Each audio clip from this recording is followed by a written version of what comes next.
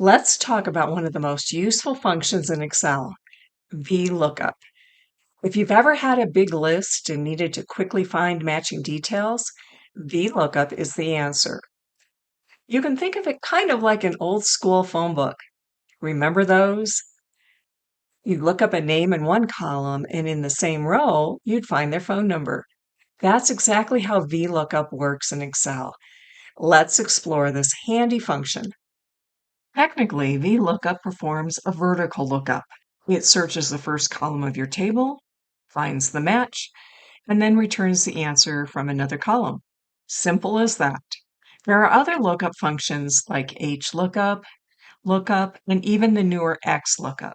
But VLOOKUP is still the most commonly used, and it's a great one to start with. Here's the official syntax or structure for the function.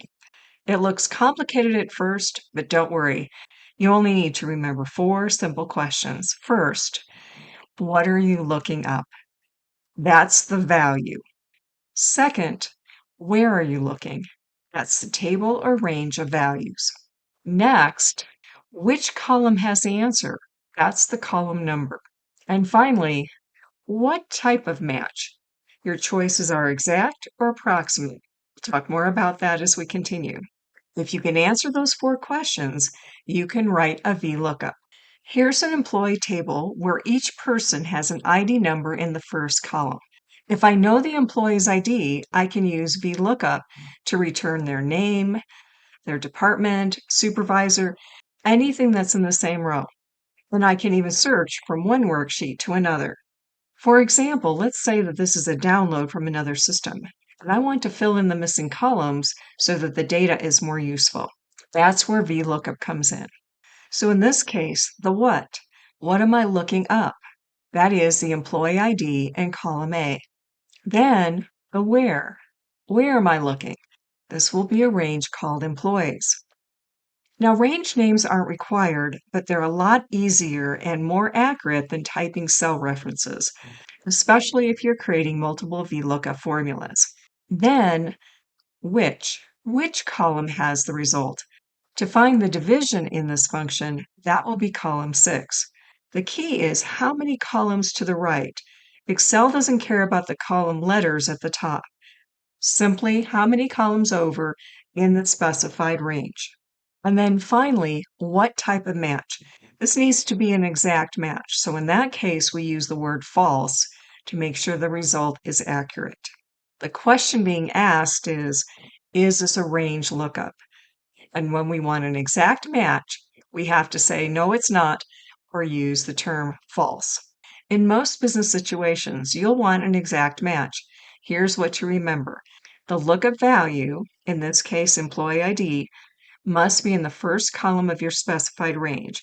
It doesn't always have to be the first column of the worksheet. The range lookup argument will be false. When it's an exact match, the list doesn't have to be sorted. And here's a best practice. Always include that last argument. Although it's technically optional, if you leave it out, Excel assumes true or an approximate match, which often will give you the wrong answer. So for this example, let's first of all create the range name of employees. I don't need to include the heading, so I will start here in A2, and I want to highlight it for the range name. So I'll hold Shift and Control End. Now that I have the range highlighted, I'll move to the name box, which is above column A, and here I'll put in employees. When I hit enter, I have now identified or named this range. To learn more about range names in Excel, click the link above or find my video in the description below. Next, I'll move to the location of the VLOOKUP formula. Although I could type in the function directly, I'll use the insert function option so you can more easily see the steps to build this formula. We can find insert function in a couple places, but here I can find it just to the left of my formula bar, and we can put in a description of the function we're looking for. Now, I already know that I want it to be VLOOKUP, so I could type that here. I could also choose from a drop-down of all functions, lookup and reference. So there's a couple different ways to approach this. Let's try it here. Here's my VLOOKUP, and I'll choose OK. One of the things about insert function is that the required arguments are in bold. So in this case, it's the first three. But as I shared before, we always want to put in the fourth one as well. It can also be helpful here to notice the description of these arguments to give you a sense of what we're going to be working with here. So I'll move this so we can see our data a little bit more easily. And my lookup value is my employee ID. Where am I looking? This is one of the reasons why having a range name is a lot easier. Otherwise, we would need to either type in the cell range or actually move to the worksheet and highlight the data that we're going to work with. Instead, here, I'll just type in employees. It can be helpful as well to look to the right-hand side here, because this helps us to confirm that Excel is finding the data that we're expecting. And in that range, what's the column number for the data that we want to bring back? And as we saw earlier, division is in column 6. And then finally, this is where we type in false. We can see that based upon our instructions and these arguments, the answer for this employee ID should be green. Let's try this. To complete this column, I'll simply copy down the results. If this was a longer column, instead of dragging with my fill handle, I could actually double click and it would fill to match. So that's always a handy trick. I can also build the VLOOKUP formula for the other columns, which in this case are columns 2 and 7. So for last name, I'll type this in directly. My lookup value, I can either type it in or click on it. The pointing method can be a little bit more accurate or easier to verify. What's my table array? That is the range called employees. It's really handy that we get a prompt here of any of our range names, and in this case I'll highlight employees and simply tab, or I could double click on that as well. Last name is column 2, and here once again I see those two options. For this, it's an exact match. So either double click on that or I can highlight this and tab to complete. Now I can close parentheses or simply hit enter, and now I've completed it for the last name. We'll copy it down, and I'll do the same thing for the supervisor. So now I have the answers using VLOOKUP to match the employee ID to other key information. So what happens if Excel can't find what you're looking for? Let's break it on purpose. Here I'll change one of these IDs. And this ID is not in the list. So if Excel can't find an exact match, it returns an error. And that's where we see the pound and A. That's Excel's way of saying the data isn't available. There are other functions like if error that can help us to create a more friendly result. But just know that this is what we would expect to see if that data isn't found. And we can then troubleshoot and decide how we can resolve this response.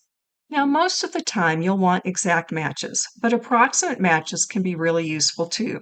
So examples might include tax rates based on income, discounts based on order size, or converting test scores into letter grades. So here's an example using discounts. An approximate match is handy here because I don't want to list every possible dollar amount, just the breakpoints.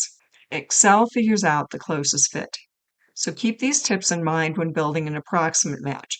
The first column in your table or search range must be sorted in ascending order because Excel works its way from the top to the bottom until it finds the last good fit.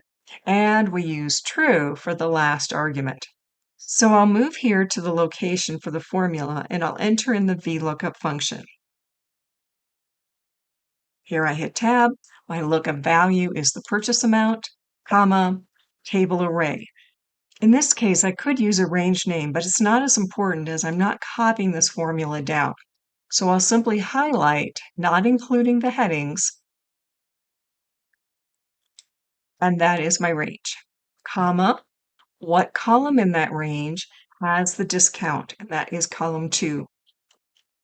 And as we saw before, we can choose either true or false. For this one, it's true. I'll simply hit tab or I can double click close paren, or simply hit enter. So now if I want to test this, let's say that my amount has changed.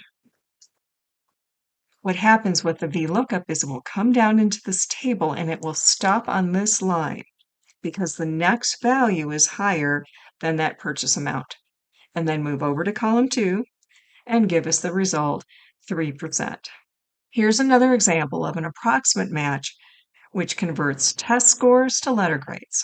Keep in mind that most lookup tables would typically be in another worksheet or even in another workbook. Let's look at the formula.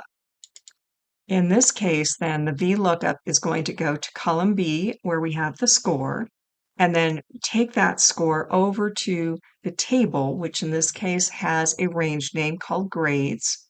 And within grades, we want to bring in the second column. And this is an approximate match, so we don't have to have every instance of the scores. And if a score changes, for instance, this becomes 91, notice how it will automatically update the grade. To review the differences between exact or approximate, with an exact match, the sort order isn't important. However, the last argument in the formula must be false. With an approximate match, the sort order is important. The search column needs to be sorted from low to high, and the last argument in the formula needs to be true. One more quick tip. Many people think VLOOK can only look in the first column of a worksheet. That's not true. As long as the range of your lookup table starts where you need it, you're fine. The key is that Excel always looks from left to right. So that's your VLOOKUP function. Once you get comfortable with it, you'll be able to quickly pull the answers you need without scrolling through endless rows. If you'd like more Excel shortcuts and tips, visit thesoftwarepro.com/Excel and sign up for my free tips letter. If this video helped you, please give it a like and subscribe for more time-saving software tips. Thanks for watching, and I'll see you in the next one.